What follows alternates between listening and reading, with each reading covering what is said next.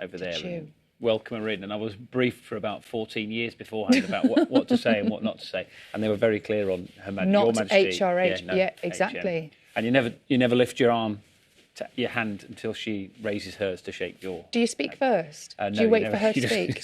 You're not allowed to say anything. No, but it was very nice. I remember she turned up... How did you manage not speaking? She turned up early, and then there was like, you can imagine the sort of panic and pandemonium. She came in, and then she came out. We had a lovely little chat. Oh. Yeah, I'd nearly 3 minutes with her. But I was in the middle of a story when she was trying to move on. She cut you off in the middle of a story? I'll finish that story on. Can't imagine why.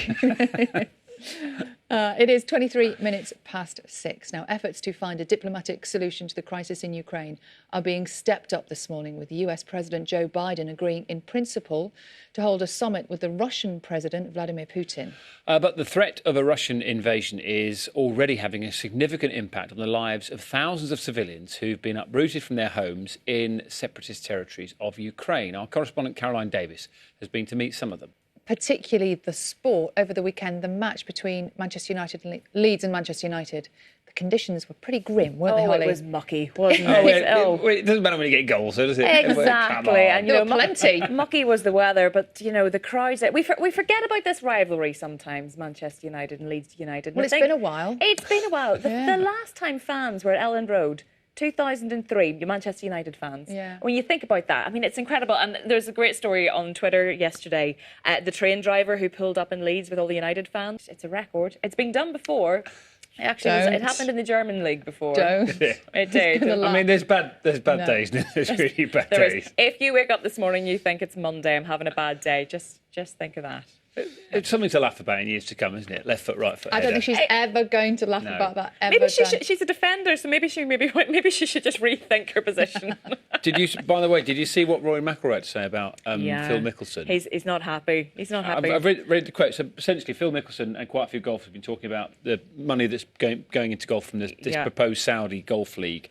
The tour, and Mickelson has had quite a bit of criticism, and Rory McIlroy did not hold back. He said, I don't want to kick someone while he's down, obviously, but I thought his comments were naive, selfish, egotistical and ignorant. Say what you think, Rory. Yeah, apart from that. Well, he doesn't tiptoe around the issues, does he, Rory McIlroy? He's not one to do that. I think he's at that point now, isn't he, where he just sort of thinks, I can say what I want now. It's about a lot of money, that's what it's about, isn't it? That's what it comes down to. Yeah. Thank you very much for that, Holly. See you a bit later. Now, more on one of our main stories this morning. The Queen is experiencing mild cold-like symptoms after testing positive for COVID. Obviously, it's a really distressing time for people who do have to perhaps leave their homes, or for, when their lives are disrupted in this way. How have people been reacting to the current situation? Getting toppled over the course of the last few days. So just be careful. Just be careful. Yeah, be very careful. 10 to 2 the whole time. Yeah. It is 10 to 7 exactly now. 30 years ago, Lady Marie Dawson-Malcolm suffered a devastating spinal injury that left her paralysed from the chest down. Despite the mental and physical trauma, she fought to overcome her situation and has since devoted her life to helping others with similar injuries. It is a cause that's being supported by Martin Hibbert, the Manchester Arena bomb victim, whose story Johnson is expected to announce an end to the remaining COVID restrictions in England. But what will it mean for employers and employees? Well, Sarah's at a workplace in the East Midlands this morning and is trying to find out for us. Good morning, Sarah. I'm delighted to say we are joined now by UK Sport Chair Dame Catherine Granger and two-time Winter Olympian Amy Fuller. Morning to you both. Good morning. OK, let's get the awkward bit out of the way first, shall we? Slightly disappointing few weeks. I think that's... Thank you very much for that. We've been paying very close attention to Carol this morning. Yeah, important information for you. And, of course, Carol will be back again before 9 o'clock. Yeah.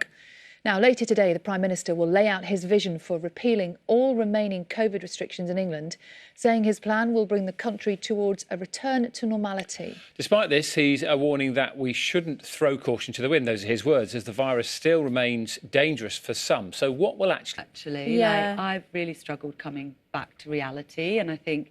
Because for me, and for all of us, your row is such a long campaign, isn't it? So we've spent 2 years. The idea was actually 3 years ago. And I always felt like it was the thing that kind of got me through treatment. And then you sort of come to the end and I panic because I'm like, if it comes back, what's going to get me through? And actually, I think I realised probably on the plane on the way home that actually it's friends and family and my medical team that get you through. That was a